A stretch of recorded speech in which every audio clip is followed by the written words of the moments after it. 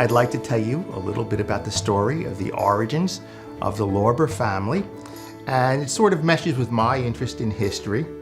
I'm interested in history in general, and over the years I would ask my grandmother, my Bubbe, about her background, and as she told me more, it occurred to me that when she was gone and other people of her generation were gone, the stories might be lost forever. So I tried to gather as much information as I could. I tried to back it up where I could with some documentation. And what emerges is what I'm going to tell you now in the story of the Lorber family. It's based on many different stories from many different people. I hope most of it is true. I've tried, like I said, to verify it. And what emerges is the story of an immigrant family coming to this country and doing well. So, let's begin. Like I said, this is the story of the family, the Lorber family, but in particular, I would like it to be through the eyes of one person. That one person is a woman who was born Manya Zimmerman. She was born in Russia in 1888. She came to this country. Eventually, she became known as Mary Lorber, but I always called her Bubbe. And that was the name that all her grandchildren knew her as, Bubbe. And so during this filming, I'm going to refer to her by that name. Bubbe was born in a small town called Mohliev, M-O-H-L-I-E-V, as it was spelled back then in English. Or as she would say, it was the town of Mohliev. Mohliev was a shtetl, a small Jewish town. There were other, obviously, people living there. It was located in the Ukraine on a river across from what is today the country of Moldova, what was then known as Bessarabia. But in those days, it was all part of Russia. This is a map of Europe. The date is 1864. It shows Europe in general. But in particular, this area here, this is the Dniester River. It runs right into the Black Sea, where Bubbe used to vacation. And if you follow the Dniester up a little bit, you come to the town of Mohliev. If you go a little further to the north of Mohliev, you come to Podvolchisk, and this is Austria-Hungary. This is Galicia right here. That's where the Lorber family was from. And down here, just a little bit to the south, that's from where the Millman family came from. Mohliev was a town of a few thousand people, and Bubbe's mother was named Rachel Millman. Rachel Millman had a father whose name was Avram Millman, and Avram Millman was I don't know the name of the woman who he was married to, but Avram had a total of 4 daughters and 1 son. And I said this is actually the story of the Lorber family, but really it's as much the story of the Millman family as well. Because it's because of the Millman family that we sort of ended up in this country, and it's because of the Millman family that things worked out the way they did. So let's begin into the beginning. Rachel, who was Bubbe's mother, was married to a man named Zimmerman. I do not know his first name. But shortly after Bubbe was born, Mr. Zimmerman died, and Rachel remarried, this time to a man named Laser Zuckerman. Laser came from a town that was right across the river from Mohliev. It was called Atak or Ataki.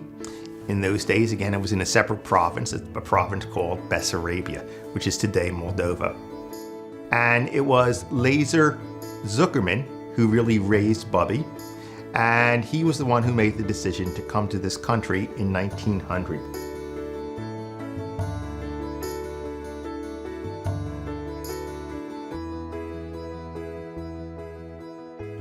This is a picture of Rachel Zimmerman Zuckerman, née Millman. This is taken in the 1920s, and she is surrounded by her 4 youngest children, her 4 youngest grandchildren, Beatty, Herman, Marty, and Harry. The only ones who are absent from this picture are the two oldest children, Raymond and Gertie. Laser worked for his brother-in-law, and that ultimately would prove to be the reason they would come to this country. So who was his brother-in-law? The brother-in-law was the oldest member of the family. We don't know what his first name was because everyone called him Zisi.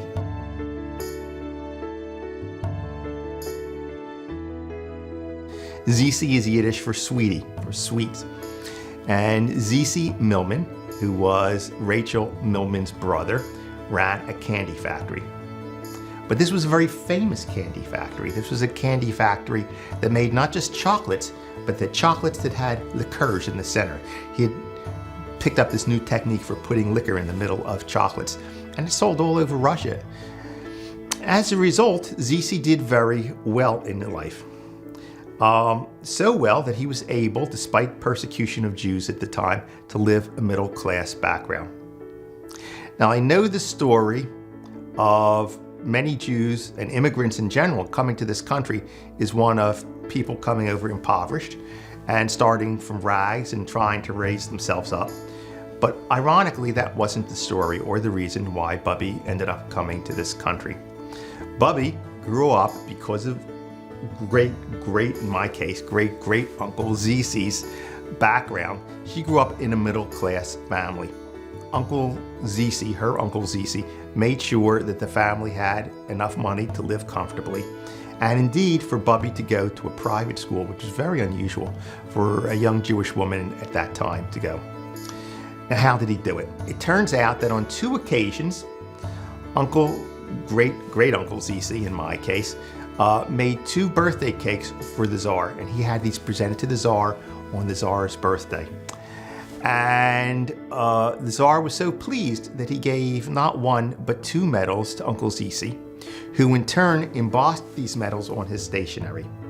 When it was time in the 1890s for her to go to school, the letterhead was presented to the school, and because of these medals, in Bubbe's opinion, she was admitted into this private, non-Jewish school. As a result, Bubbe grew up well-educated for the time. She knew not only Russian, she knew German, she knew Polish, as well as Yiddish, and of course, eventually she would learn English. Why would she come to this country? Well, I've also neglected the other members of the family who are also played an important role. And the picture that I get is of this large, extended family living in Moilev, for the most part living well on Uncle Zisi's money. Uncle Zisi had, in addition to Rachel, 3 other sisters, Hadassah, Devora, and Chaya Libby. And these sisters were closer in age to Bubbe than they were to their own sister Rachel. And as a result, Bubbe grew up with them as almost as friends rather than as aunts. And they all grew up together, and they all lived with partly because of Uncle Zisi. Now, what Uncle Zisi did for his brother-in-law, Laser Zuckerman, is he gave him a job running a concessionary store in Moilev.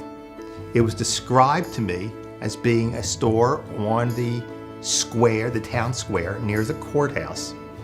And in addition to selling the Uncle Zisi's candies, he also sold cigars and newspapers. And I do not believe that Laser was happy doing this. I think he wanted to be on his own. And so he was told, literally, that the streets in America were paved with gold. He decided to make his fortune doing that. And so in 1900, he and Rachel and their only child, Mary, boarded a ship, which I believe was the Grover Cleveland. I'm not certain about that. But they boarded the Grover Cleveland and they landed here in Philadelphia at the foot of Washington Avenue, which was then known as Philadelphia's Ellis Island.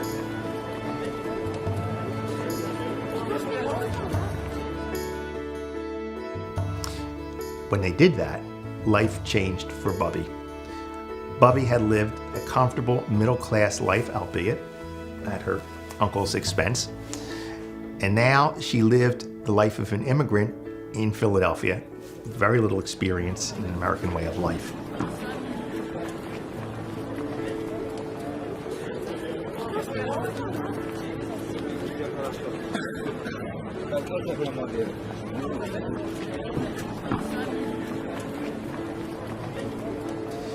They settled at 2nd and Pine Street, and Bubbe said she spent the first few years, actually the first few months, just crying because they had nothing. And she said they lived at 2nd and Pine Street. For furniture, they used orange crates, literally. And she used to go to a private school. Now she had to stop going to private school and began work at age 12. And she worked in a cigar factory nearby, and she would roll cigars. So life at first was very difficult. And then Bubbe said to me that her father got smart. He learned the American ways. And I imagine that one of those American ways was learning that you had to open a business of your own. So her stepfather, Laser, opened up a luncheonette at 10th and Burke Street. After all, he had done a concession over in Moylove. Now he opened a luncheonette at 10th and Burke's, and there's a lot of factories, there were a lot of factories at 10th and Burke's at the time. So these factories, workers would come out at lunch, and they'd go over at the 10th and Burke Street place, and Laser was able to do reasonably well for himself as a result of that. That is the picture of Laser Zuckerman. He is Rachel Zuckerman's husband. And this picture was taken in the backyard of their home in Strawberry Mansion at 32nd and Norris. And I believe the little boy he is with is his grandson, Martin Lorber.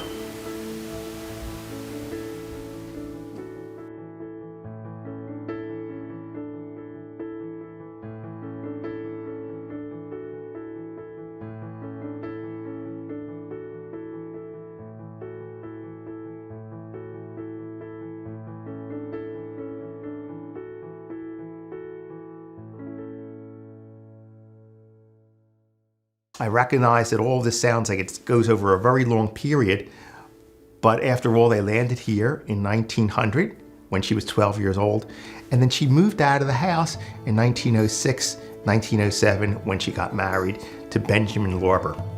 Up till now, I've told you the story of Bubbe, Manya, but there's another side, and the other side is the story of her husband, Benjamin. Benjamin's family, the story is a little bit less clear, in part because in the 1930s, the early 30s, Bubbe separated from Benjamin Lorber. But she married him around 1906, 1907, I'm not sure the exact date, and ultimately we'd have 6 children with him. Benjamin Lorber came from an area of the Austro-Hungarian Empire known as Galicia. I believe the town he came from was Podvolchisk, and Podvolchisk means Lower Volchisk. Across the river from Podvolchisk is Volchisk, which is in the Ukraine. Across the river is Galicia, that was in Austro-Hungary. So all these places sound like they're very far apart. Actually, they're quite close together. He grew up in Galicia, probably in the town of Podvolchisk. He was the son of Avram Lorber, and Lorber means bay leaf or laurel tree. And his mother's name was Gittel Ingber. Gittel gave birth to at least 4 sons, possibly 1 daughter, died shortly thereafter, and Avram remarried. When Avram remarried, I believe there were 2 other daughters, but we really don't have a lot of information about that side of the family. Anyway, Avram had 4 sons. One's name was Charles. He came to this country, had 3 children, ultimately moved to California. A second one's name was Solomon. He came to this country, went back to Romania to make his fortune, did quite well in furniture making, in lumber, railroads, and he lived and prospered in Romania, but ultimately they were trapped there in the Second World War, and his children, 2 sons and a daughter, were able to move to this country after the Second World War. The third son was named Isaac Wolf. He was married, I do not know her name, and his story I'll get to a little bit later, but Isaac made a fortune in diamonds. He was a diamond merchant. He lived in Argentina, and then, ill-advisedly, moved back to the family town, Podvolchisk, where he took his fortune, rented or bought a palace, and lived in that palace, and that's another story. Finally, we come to Benjamin. Now, all the brothers were successful, but not Benjamin. Benjamin, and I asked several people, what was he like? I knew him very briefly as an old man. I really didn't have a really good feel for what the man was like. And I was told that he liked to go to the synagogue a lot. He saw himself as a scholar. He drank a little bit heavily, maybe a little bit too heavily. But for the most part, he really was not one for making a living. He would collect insurance premiums. He would do odd jobs. For a while, he worked in Laser Zuckerman's luncheonette, but he never really prospered at anything. And in the words of a member of the family who knew him, he thought that he was a scholar, but really what he was a scholarly bum. And ultimately, that would be the reason why my grandmother, Bubbe, would separate from him. Anyway, they now came to that country, and that's how their life was spent in Strawberry Mansion, where they then moved and lived there for the next several decades. Bubbe and Benjamin married around 1906, 1907. We don't know really how they met, but they were both young, and Bubbe was only about 18 or 19 at the time. And she married him, and he did not do a very good job of providing for the family, but they did have 6 children. And this is really where the Lorber family comes in. The first of the children was Raymond. It was followed by a girl, Gertrude, followed by Herman, then Harry, and finally 2 twins, Beatrice and Marty. And all of the children were born between 1908 and 1918. Now, in the meantime, Bubbe began to do some work in order to help support the family. And at first she was doing piecework. She was doing some, I believe she was doing some sewing for some of the relatives in New York. But ultimately, as it came time to support the family and things weren't going all that well, Bubbe began to do more and more sewing on her own. Ultimately, she opened up a little store, if you will, in her house. All this was done from the family home, which at that time was located at 32nd and Norris Street, which is in the Strawberry Mansion area of the city. Bubbe was very good at being a seamstress, and she would make dresses, and ultimately, she employed a total of 6 women in her home, all sitting in the home, making dresses there. She made dresses, I think, for both of her daughters, and maybe others as well, for their weddings. And she was so good that it was said that all the Jewish gangsters at the time, in the 1920s, would come to Bubbe for their sewing. So she was the successful one, not Benjamin. Ultimately, with the prodding of her own children, she divorced Benjamin in the Jewish ceremony.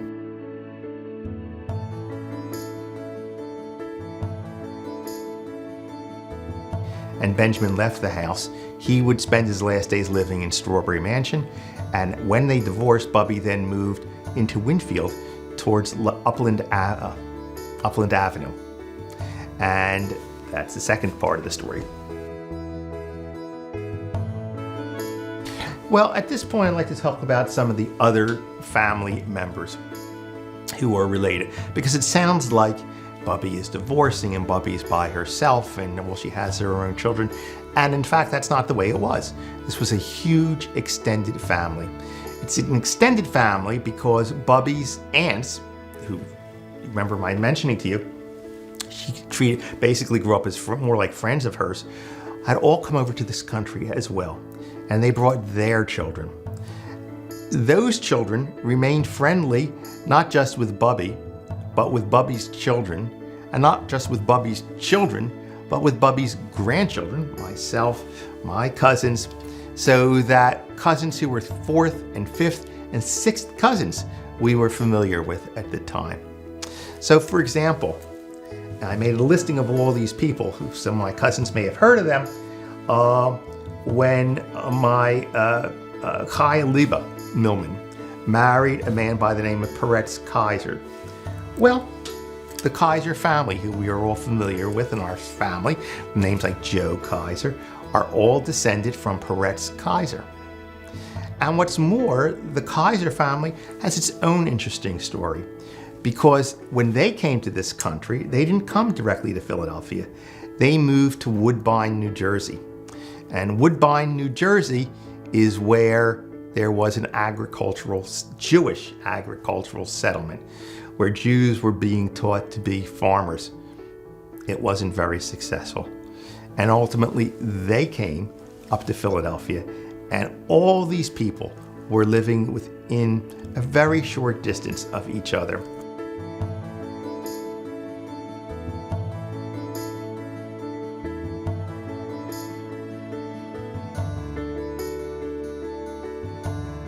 I said that Bubbe was living on Upland Way. By 1936, she had moved to Arlington Street, 5437 Arlington Street. And within about 2 miles of where Bubbe lived on Arlington Street, there were all her children, and not just all her children, but many cousins as well.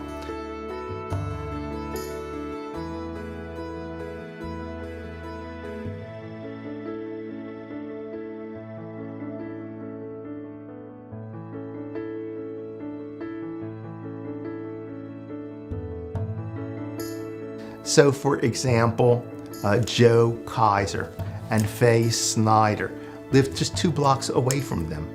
And there were other cousins that lived close by, and as a result, they would often walk over to the house on a Friday and spend Fridays with her, or Saturday dinners. We would all come together. So Bubbe's family, with all her children, remained very close-knit right up into the 1960s, and Bubbe died in 1968.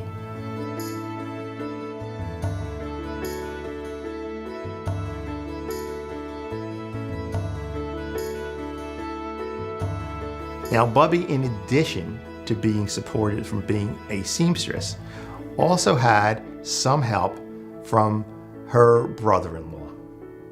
It turns out that Benjamin, who was the ne'er-do-well, had a very wealthy brother who was in this country, and his name was Charles. And Uncle Charlie was very supportive of the family, made sure that the family had food. He would always bring food over to the family. He made sure that there were clothes for the kids, and he remained supportive. He lost some of his money. He was in real estate, so he lost quite a bit of it during the Depression. Ultimately, he moved out to California. Another cousin that remained close was my Aunt Trudy. Aunt Trudy was the daughter of Solomon. Solomon was the brother of Benjamin, who had moved back to Romania. Along came the Second World War. Aunt Trudy endured the Nazis, later the communist, Allied bomb. She lived in the town of Ploiești, which was bombed. She could not get out of Romania until after the Second World War. And because she was an American citizen, she came out of Romania, moved to 54th in Arlington, and until the 1960s, when she was finally able to get her husband out, she lived with Bubbe also on Arlington Street.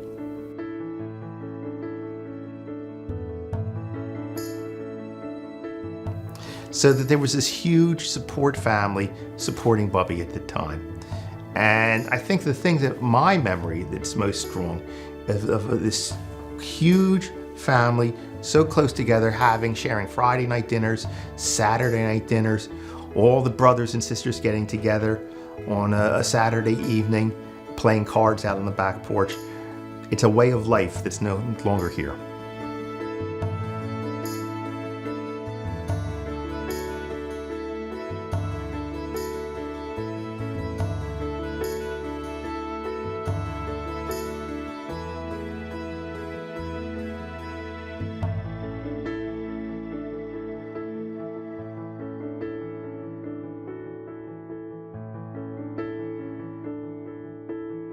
Finally, I'd like to conclude with two additional stories of the Lorber family. Up till now, the story of Manya, Bubbe, has been the story of immigrants coming to this country who lived originally fairly well off, losing what they had, and then slowly working their way up again. But there's two other sides of the family who I haven't talked about in as much detail, and their story was very different because, in a sense, they stayed behind. They remained in Russia when the rest of the family came to this country. The first one is in my case, great-great-uncle Zisi. What happened to him? Well, he continued to prosper. He had 5 children. Sonia was one of them, another one was Harry, a third one was Max. And they were living in Russia, and along came the Russian Revolution. And when the Russian Revolution came along, they lost everything. The candy factory was seized. And so Uncle Zisi came to this country, had nothing, started from, after living in considerable wealth for the time, ended up living very poorly.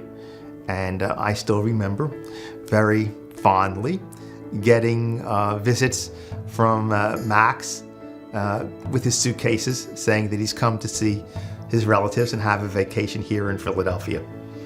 And the same with his sister Sonia. So the Millman family, ironically, having come from considerable wealth, lost it all in the Russian Revolution. An even sadder story, however, is the story of Yitzhak Wolf, Isaac Wolf Lorber. He was my grandfather Benjamin's brother. Yitzhak Wolf, as I had mentioned, made a fortune selling and trading in diamonds around the world, and for a long time lived in Argentina. But when he made his fortune and decided to retire, he decided to go back to Galicia and back where his family originated from. And he settled in the town of Podvolchisk.